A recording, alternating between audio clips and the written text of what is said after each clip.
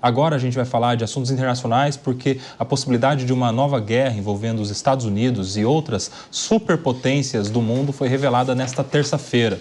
Segundo o jornal The New York Times, os norte-americanos passaram a se preparar para um ataque nuclear de 3 países. Quem vai trazer mais informações sobre isso é o nosso correspondente de assuntos internacionais, Luca Bassani, que chega agora no Linha de Frente. Luca, quais são esses países que ameaçam os Estados Unidos? Bem-vindo. Boa noite para você aí onde você está. Boa tarde a você, Kobayashi, a todos os nossos debatedores, a nossa querida audiência. Esse plano secreto, na verdade, se trata de apenas a atualização da doutrina militar dos Estados Unidos, que acontece de 4 em 4 anos. Mas, de fato, é um plano que acaba ficando de maneira extremamente confidencial. Não há, inclusive, cópias eletrônicas desses planos, é apenas cópias físicas, onde o presidente e apenas alguns assessores, alguns secretários de muita confiança têm acesso.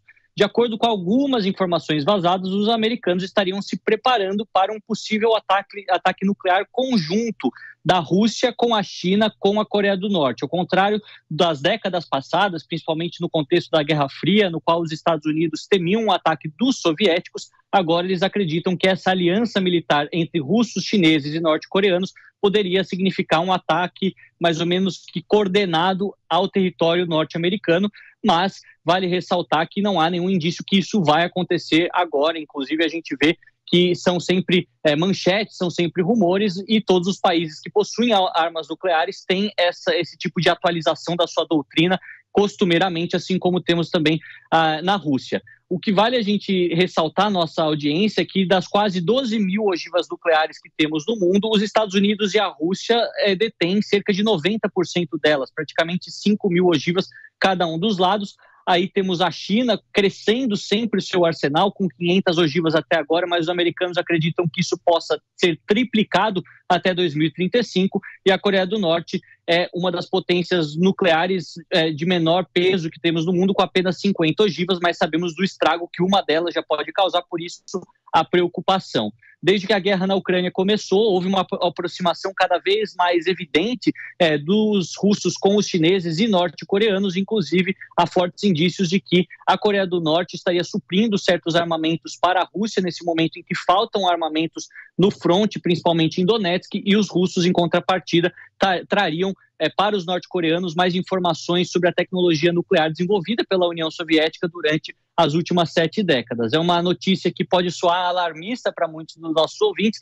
Não é o caso de se preocupar com uma guerra, mas é uma informação que sempre mostra o realinhamento das forças, as novas preocupações, principalmente com o fortalecimento cada vez mais expressivo deste bloco que faz oposição aos Estados Unidos e agora é representado por mais de um país. Antigamente apenas com a União Soviética e agora com a China, muito poderosa, sempre crescendo economicamente e militarmente, e também os norte-coreanos apoiando os russos.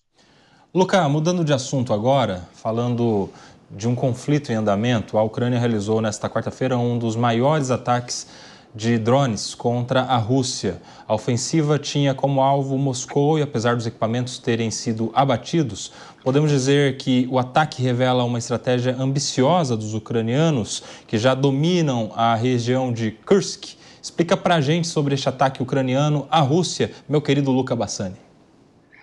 É isso mesmo, Kobayashi. Inclusive, eu estou aqui na Rússia nesse momento e houve uma grande comoção, grande preocupação hoje pela manhã quando esses ataques aconteceram, que, através de drones ucranianos, não causaram nenhuma vítima fatal, mas, de fato, chamou muito a atenção de todas as forças russas. O porquê? Porque na semana passada, os ucranianos conseguiram facilmente se infiltrar aqui no território da Rússia, tanto no Oblast de Belgorod, na fronteira, quanto no Oblast de Kursk, e a partir de lá, estão com seus soldados, têm até escritórios militares e estão em uma posição mais privilegiada, mais próxima da capital Moscou, cerca de 450 quilômetros, para poder ameaçar de maneira mais enérgica os russos e os detentores do poder aqui na Rússia, principalmente o presidente Putin e os seus ministros. Esse ataque coordenado de drones ucranianos foi realizado com cerca de 45, alguns dados falam 50 drones, A maior parte deles foi abatido, nenhuma vítima fatal foi, então,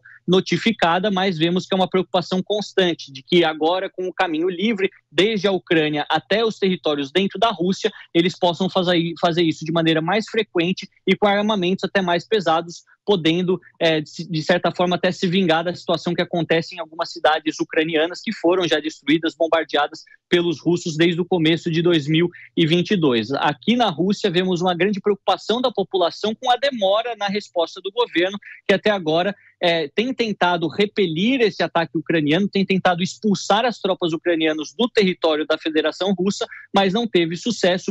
Alguns analistas acreditam que essa demora possa significar uma estratégia um pouco mais ao longo prazo para fazer com que isso seja feito de maneira mais rápida o possível. Ao mesmo tempo, outros pensam que os russos querem já planejar um ataque ainda maior, uma ofensiva maior para concluir a guerra na Ucrânia, em Donetsk e em Zaporídia, mas é um momento de muito impasse em relação ao controle territorial e acredito que as próximas semanas serão decisivas em relação a isso. A gente vai ficar aqui de olho sempre e atualizar a nossa audiência.